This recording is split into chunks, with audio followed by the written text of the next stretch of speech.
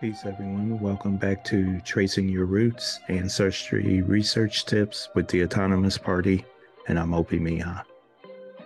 So if you guys remember on the last video, we talked about primary sources. So one of the primary sources that we spoke about was the census and voters list.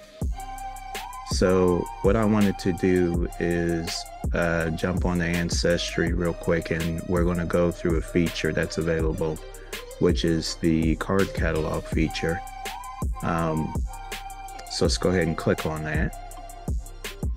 And then when you jump into the card catalog feature, what you should get is some of the new things that they just added, which we're going to go through. And then off here to the side, you got your dates that you can, specifically get into. You also have the location that you can center your search around. So I'm going to do the USA because that's where we're located. And then you also have the ability to pick particular states that, if you want to pinpoint it even more, to cut down on some of the stuff that's shown over here. So you can see they have all the states, and then they have the dates once again. All right, so let's go over here real quick. So some of the new things that they just added recently is going to be the Oklahoma U.S. voters registration records from 1960 to 2023. They also added the North Carolina U.S. voters registration records 1900 to 2023. You got your Florida U.S. voters registration records 1942 to 2023. For anyone who's searching, for indigenous ancestry, we got the Oklahoma and Indian Territory Doll Census Freeman rolls from 1898 to 1914 that was just added. We have the Duluth, Minnesota Obituary Index 1904 to 2023. You also got your Vermont USA Death Index 2008 to 2019. Connecticut U.S. voter registration records 1800 to 2023. And then they just added the Ohio U.S. voters registration records 1900 to 2023. So let's just look through some of this so that you guys can kind of see what's available. We have the 1950 United States Federal Census. Let's go down a little bit more. We have the Eastern Cherokee Indian Reservation rolls, 1848 to 1970. So this should be the North Carolina Cherokees. We also got the 1940 United States Federal Census is listed.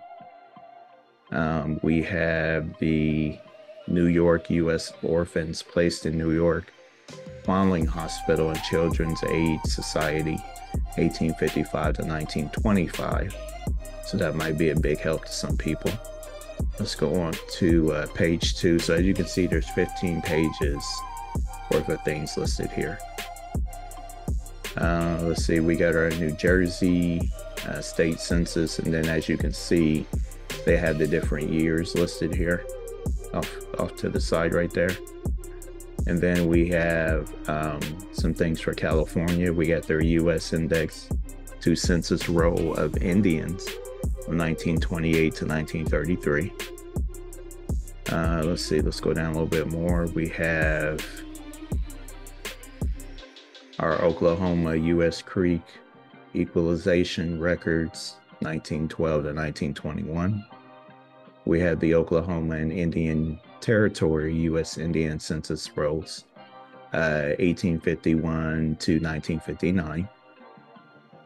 We also have our Oklahoma and Indian Territory U.S. Dolls Census Cards for 5 civilized tribes from 1898 to 1914. You also got your U.S. records related to the enrollment of Eastern Cherokee by Gian Miller, 1908 to 1910. You got your New York U.S. State Census, 1905. We got the South Dakota U.S. State Census, 1935. All right, let's jump ahead just a little bit. So we also have the Pennsylvania U.S. Septennial Census, 1779 to 1863. And again, guys, when you're looking through this stuff, jump into the things that, pertain to you and your family. You always can look into all these other things as well. So, that's definitely never an issue.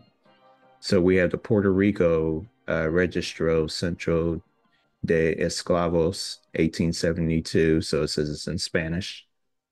Um, One other thing I saw down here is the U.S. Index Early Land Ownership and Township Plats, 1785 to 1898. So that'd be a good one to look at. We have the Washington County, Washington County, Ohio, U.S. Territorial Census Population Schedules, 1803. All right, let's scroll down some more. We have the New York U.S. Census of Inmates in Almshouses and Poorhouses, 1830 to 1920. And then when you guys put your cursor on this, it tries to give you a brief description of what this section is going to cover. All right, so let's go to number 6 real quick. So we got the 1800 census for Delaware. We got the Alabama census returns, 1820. Let's see what else we got here.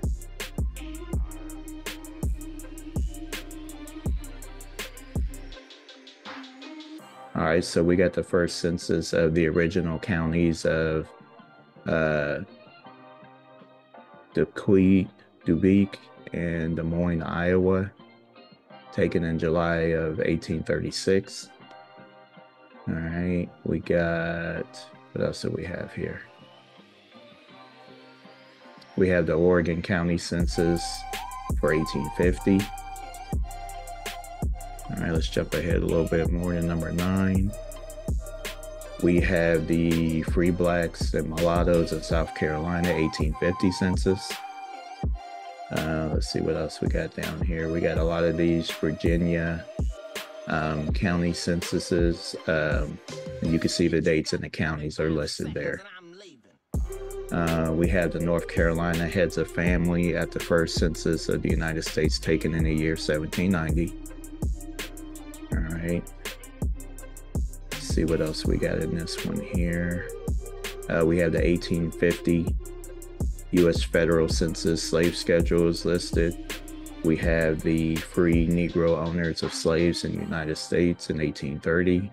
So that, as you guys haven't figured out, that's a Carter G. Woodson book. So they're starting to add those things into Ancestry as primary sources.